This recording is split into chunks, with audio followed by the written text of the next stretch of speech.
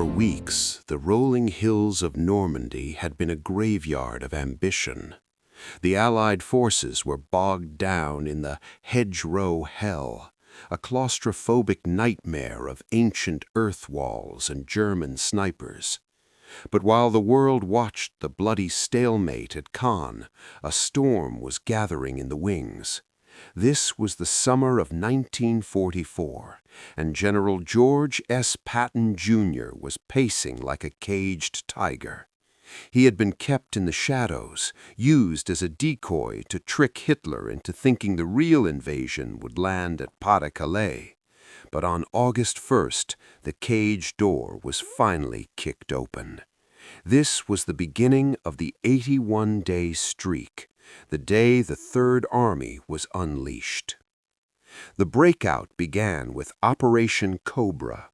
As the American infantry punched a narrow hole through the German lines at Avranches, Patton's Third Army poured through the gap like a tidal wave. For the German High Command, it was a moment of pure, unadulterated panic. They had spent years studying traditional military doctrine, expecting the Americans to move cautiously, consolidate their gains, and protect their flanks. Patton did none of that. He ignored his flanks. He ignored the rule books. He told his commanders, "Go until the gas runs out, then get out and walk." The unleashing was not just a movement of troops, it was a psychological shockwave. Patton's armor didn't just attack the German army, it bypassed it. While elite Panzer divisions were preparing for a static defense, Patton's Sherman tanks were already 20 miles behind them, cutting telephone wires, blowing up fuel depots, and capturing headquarters.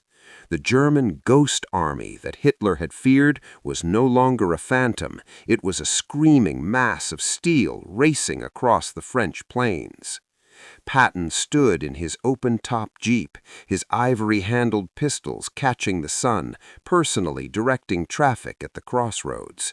He knew that speed was his greatest weapon. Every hour he gained was an hour the Germans didn't have to reorganize. The elite Panzer divisions, the pride of the Wehrmacht, found themselves in a bizarre reality. They were being hunted by an army that refused to stop and fight. Patton was turning the war of attrition into a war of motion. As the first 10 days of the streak passed, the Third Army had already liberated hundreds of square miles. The German soldiers began to tell stories of a general with the white pistols who seemed to be everywhere at once. The unleashing of the Third Army was the moment the momentum of World War II shifted irrevocably. The stalemate was over, the race to the Rhine had begun, and for the elite Panzer divisions, the nightmare was only just beginning. By mid-August 1944, the map of France looked like a shattered mirror. General Patton's Third Army wasn't just advancing, it was hemorrhaging through the German lines, moving with a velocity that paralyzed the Wehrmacht's ability to think. This was the era of speed as a weapon, a period where Patton proved that an army's greatest protection wasn't armor plating, but the pace at which it moved. Patton's doctrine was simple and terrifying. Attack fast, bypass the strongpoints, and keep moving until the engines seize. To the traditional military mind, this was suicide. Patton was leaving his supply lines stretched to the breaking point and his flanks completely exposed. Any competent German general should have been able to cut him off. But Patton understood something his critics didn't. He was moving so fast that the German commanders couldn't even issue orders before their headquarters were overrun. The race across France became a logistical miracle and a tactical nightmare for the elite Panzer divisions. The 130th Panzer Lehr and the 2nd Panzer Division, veteran units that had terrorized Europe for years, found themselves trapped in a bizarre game of cat and mouse. They would set up a defensive line at a bridge or a crossroad, only to realize that Patton's 4th and 6th Armored Divisions had already bypassed them 10 miles to the north and south. The German tanks, superior in heavy armor and firepower, were rendered useless because they couldn't find a front line to fight on. Patton's Shermans were often outgunned by the German Panthers and Tigers, but they had one advantage: they never stopped. They drove through the night, using captured German fuel and navigating with tourist maps when military charts ran out. Patton himself was a constant presence on the roads, standing in his jeep, waving his tanks forward with a vulgar shout and a flash of his ivory-handled revolvers. He famously told his officers, "I don't want to hear about protecting your flanks. Let the Germans worry about their flanks." In those 81 days, the Third Army covered ground at a rate of 20 to 30 miles a day, a speed unseen since the Mongol conquests. The race across France broke the spirit of the German elite. Soldiers who had been told they were the masters of blitzkrieg were now seeing the Americans do it better, faster, and with a relentless aggression that turned the French countryside into a graveyard for German steel. Speed wasn't just a luxury for Patton, it was the hammer that shattered the German armored backbone before they even realized the hammer had been swung.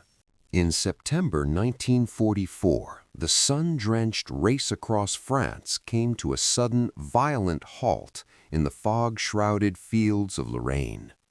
Adolf Hitler, sensing the total collapse of his Western Front, gambled everything on a massive counteroffensive. He ordered the 5th Panzer Army, the elite of the German armored force, to strike Patton's flank and cut his army in two. The collision occurred near the small town of Arracourt, and it became a battle that history would remember as the meat grinder. On paper, the Americans should have been slaughtered. The Germans had moved in the superior Panther tanks, vehicles with thick armor and long 75mm guns that could pick off American Shermans from a mile away.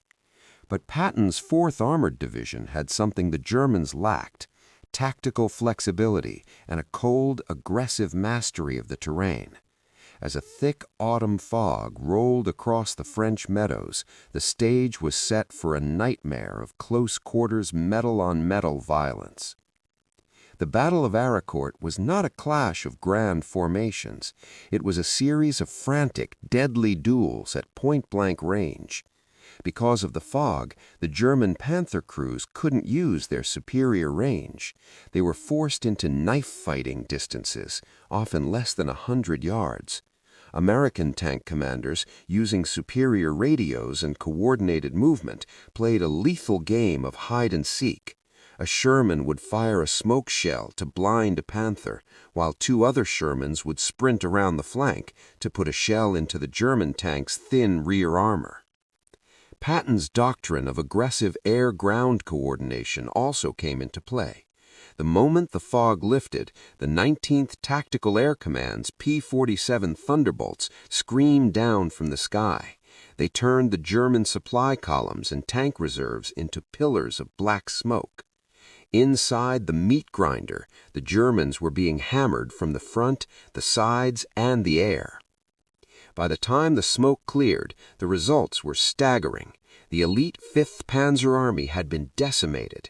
In 11 days of fighting, the Germans lost over 200 tanks and assault guns, while Patton's 4th Armored Division lost only 25 tanks. It was a statistical impossibility that became a reality. The German veteran crews, the men Hitler relied on to save the Reich, were burnt out of their tanks or captured in the thousands. Arracourt proved that Patton's streak wasn't just about luck or speed, it was about a superior way of fighting. The German invincible armor had been fed into the grinder and came out as scrap metal. As Patton stood over the charred remains of a Panther tank, he knew the back of the German armored force in the West was broken. The elite had been met, challenged, and utterly destroyed in the mud of Lorraine.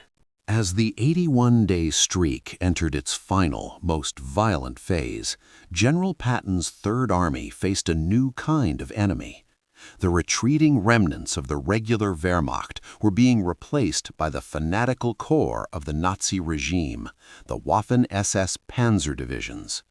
These were the fire brigades of the Third Reich, units like the 17th SS-Panzer Grenadier Division, Götz von Berlichingen, and elements of the 1st SS-Panzer Division, Leibstandarte. They were better equipped, more ideologically driven, and notorious for their no-surrender attitude. But Patton didn't see them as invincible warriors. He saw them as targets that needed to be erased. This chapter is the story of decimating the elite. The collision was inevitable.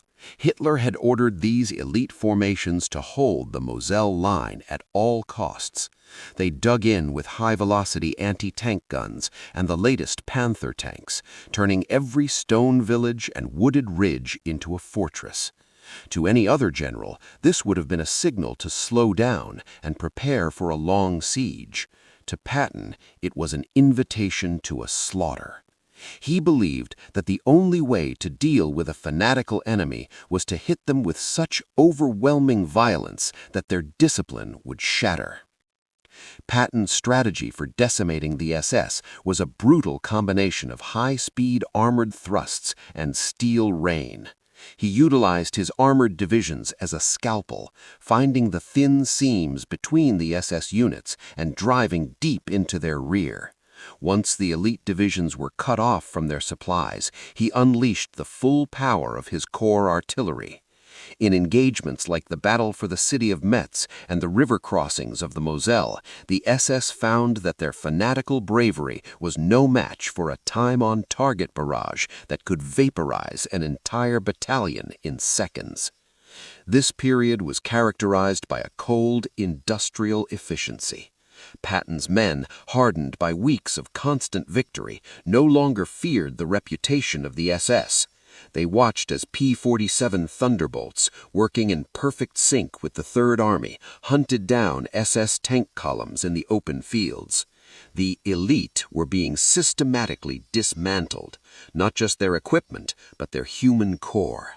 The veteran commanders and NCOs who had fought from the gates of Moscow to the beaches of Normandy were being wiped out in the hills of Lorraine, replaced by untrained boys who stood no chance against Patton's veterans. By the end of this phase, the myth of SS superiority was dead. Patton had proven that speed and coordinated firepower could crush even the most fanatical resistance. As the 81-day clock ticked toward its conclusion, the fields were littered with the charred hulls of SS Panthers and the discarded black tunics of a defeated elite. Patton's Third Army had not just taken ground, they had effectively deleted the strategic reserves that Germany needed for the winter.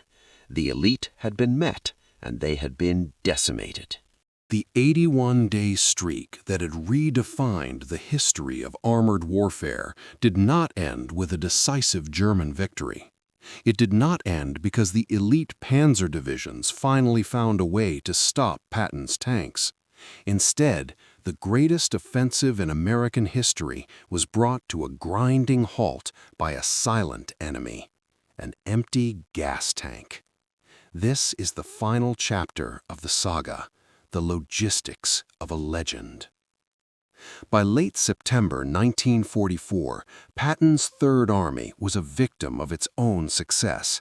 They had moved so fast and so far, covering nearly 400 miles since the breakout at Avranches, that they had literally outrun their shadows. The Red Ball Express, the massive convoy of trucks tasked with hauling fuel from the Normandy beaches to the front lines, was stretched to the breaking point. Every gallon of gasoline had to be driven across the entirety of France on crumbling roads. Patton was consuming nearly 400,000 gallons of fuel every single day, and the pipes were running dry. Patton's fury during this period was legendary. He watched as his tanks, which had just decimated the pride of the German army at Arracourt, were forced to park in the mud because they didn't have enough fuel to move a single mile.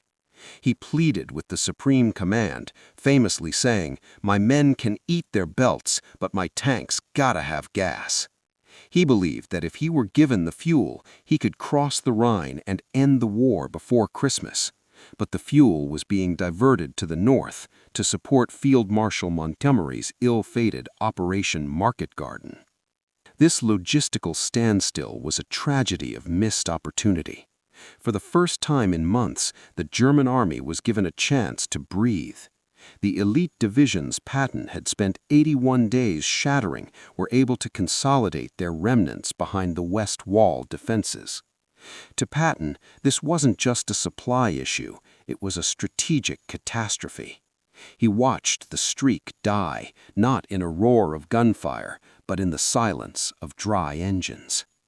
However, the tally of those 81 days remains one of the most staggering records in military history. In less than 3 months, Patton's Third Army had liberated 82,000 square miles of territory. They had captured or killed over 180,000 enemy soldiers and destroyed over 600 German tanks. They had effectively liquidated the veteran core of the German armored force in the West. The legacy of the 81-day streak proved that Patton's genius was not just in his bravery, but in his understanding of the industrial scale of modern war. He had turned speed into armor and momentum into victory. As the tanks sat silent in the Lorraine rain, waiting for the fuel trucks that were weeks away, the world realized that the backbone of the Nazi regime had been broken. The logistics of a legend reminds us that while soldiers win battles, it is the unrelenting pace of a commander like Patton that wins wars, even if he has to stop just short of the finish line because the world couldn't keep up with him.